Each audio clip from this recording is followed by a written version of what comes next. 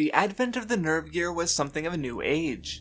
The full dive tech was beyond anything the world had seen, the release of SAO being met with tons of excitement. And with it came tragedy. The players trapped in a game of death, thousands of them having their lives come to an end. Those inside were locked in a type of war and battle never experienced by any other person in history, with a real threat of death. But to those outside, it was 2 years of anxiety, their loved ones stripped from them for who knew how long, if they would ever come back. The onset of progress and technological achievement was joined hand in hand with the bitter taste of blood. And for Shigemura, who had indulged his daughter's interests, her desires, in doing so she'd met her end in that game. And those who'd returned and chronicled their efforts did not remember her. A bright young life with an interest in music and a future full of potential had been reduced to a mere statistic and casualty by SAO. Even the survivors didn't get off scot-free, being people with no sense of reality at worst, and at best a bunch of kids kept under close surveillance with enforced therapy and medication. To some, maybe it would be better if that death game never happened at all. Shigemura's scheme was one that would do exactly that. By removing the memories of SAO players, he would at once remove their trauma, while also constructing an AI of the daughter that was lost to him. Though the Ogma was, in itself, a device that could bring progress, the ulterior motive behind it was a longing for the past, to turn back to a time before the SAO incident. That goal was something that anyone would say was impossible, but that was the irony of the Ogma. Through its enhanced reality, players claiming it was more realistic than full dive games, Kirito described the differences at one of Shigemura's seminars.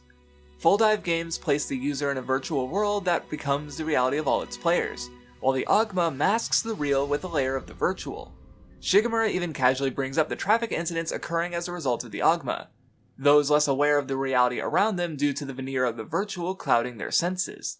Shigemura was blind to reality through the mask of the virtual he'd created, believing that the virtual applied to the real could turn back time, that bringing his daughter back as a fundamentally different existence would be worth the pain inflicted on others to do so. Though Shigemura's interests were focused on himself, he didn't exactly work alone. At his side was Yuna, a construct to evoke memories of his daughter in the minds of SAO players, and Eiji, who had known the real article best back in SAO, joining Shigemura to assist in bringing her back. Also one of the players in SAO, like Yuna, he was forgotten.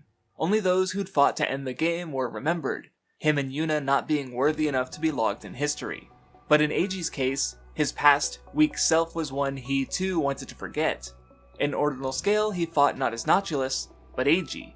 His suffering and struggle in SAO amounted to nothing, so he rejects that past, assisting in Shigemura's scheme and aiming to surpass the players who'd eclipsed him once before.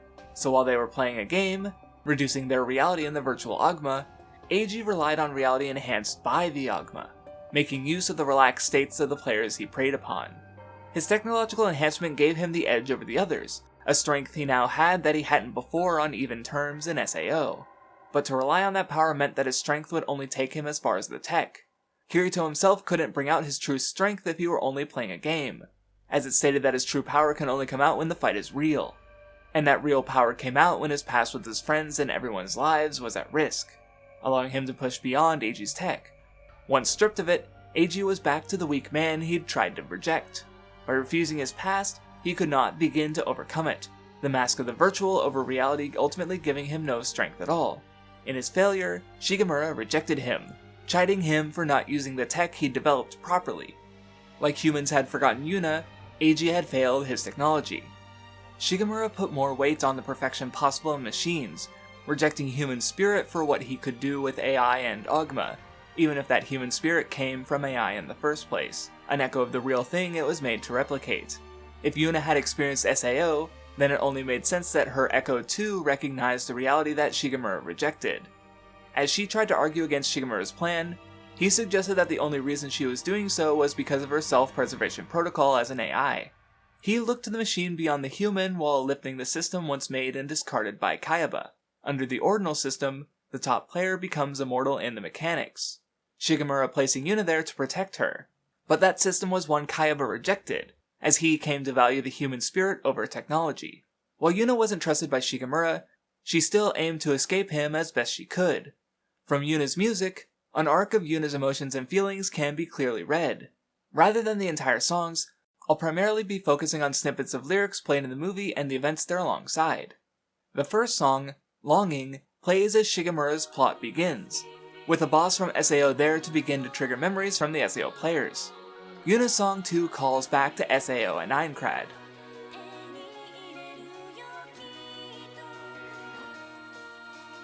The key line here refers to distant stars. In the opening scene of the movie, Kirito and Asuna discuss a desire to see the stars of the real world, Aincrad's sky possessing none.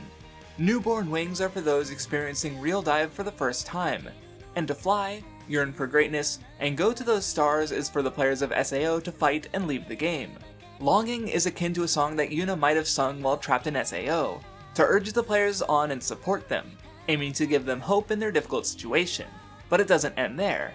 The last line given, Yuna stating that she'll uncover the world's light with her hands, is a proclamation that she too will fight. Asuna notes that if Yuna died, that meant that she wasn't just staying in the safe zones, she left to try and help the other players return to the real world. Yuna had been trying to fly like Minnie, but her wings did not reach. This brings us to the second song, Delete. Delete is a requiem, a song of death, evoking Yuna's feelings in her last. In the darkness of a dungeon, Yuna died alone. In the dream with no exit that was SAO, her voice unable to reach anyone anymore. I believe the breaks in noise, counted by someone, is meant to refer to SAO's structure. Each floor possesses a dungeon and a powerful boss, who all too often silence players forever, thus breaking up the noise that is everyone's individual song. The crescendo of the song is placed at the end of Klein's fight against Eiji. Blades of Her Fears in hand is read out as Klein is forced to face his death, having his memories of SAO deleted. The Ogma uses that fear to draw the memories out of the SAO survivors, that exact fear those of SAO contended with every day in that death game, and the fear that Yuna lived out. The third and final song, Break, Beat, Bark, is the only song played in full, and is not about the past, but calls attention to the present, playing over Kirito's battle with Eiji as Shigemura discusses the Ordinal system with Kaiba's Ghost of the Machine. As Shigemura's plan reaches its fruition, Yuna's song calls attention to her circumstances. Shigemura has her trapped. The countdown that will end the memories and endanger the lives of the SAO survivors is ticking, Shigemura aiming for everyone's memories of her, but rather than remain there, Yuna's song is a modern take of what the bard sang in SAO itself, offering support to those still fighting.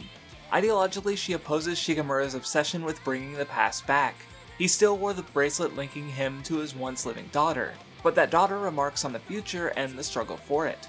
The future is dark and unknown, likened to a dungeon, and to strive for it means the possibility of failing, one all too familiar to Kirito, who is pushed to the very brink of defeat, yet still found the courage to move forward in the face of that fear of death. Or Asuna, who not only met death in SAO, but the death of those memories through defeat in Ordinal Scale. And yet, they continue to keep going forward, break, beat, bark, referring to the struggle against that uncertain future, the one that Eiji and Shigemura refuse to challenge as Yuna continues to support those who oppose them. In trying to take everyone's memory of Yuna, Shigemura only continues to ensure that she and her contribution to SAO will be forgotten.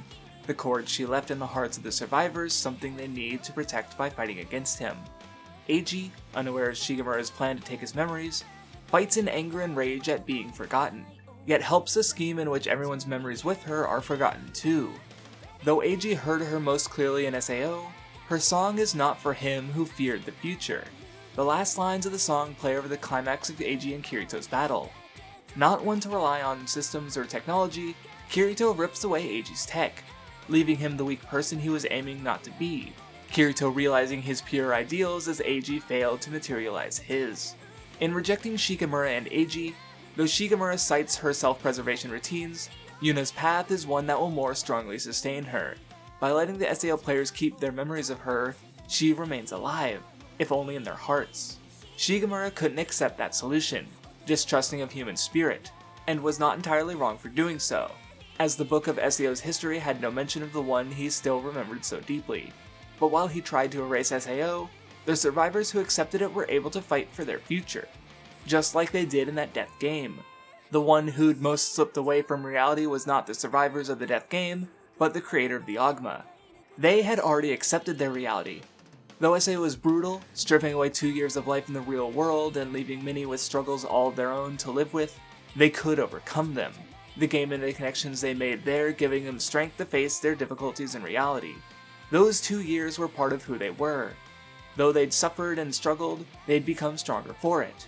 The links they'd formed allowing them to finally clear SAO, overcoming their past as one.